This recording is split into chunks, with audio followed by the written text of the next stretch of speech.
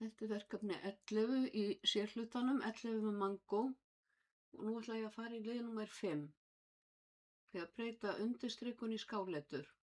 Þannig ég eyði þessu út hér sem að var, ég lokaði ekki glugganum og ég fer hérna í format og font og ég ætla að leita að undirstrikun, fer ég hérna og leita að undirstrikun, ok, og kemur það hér undir. Og hvað ætla ég að setja í staðinn? Þá ætla ég að setja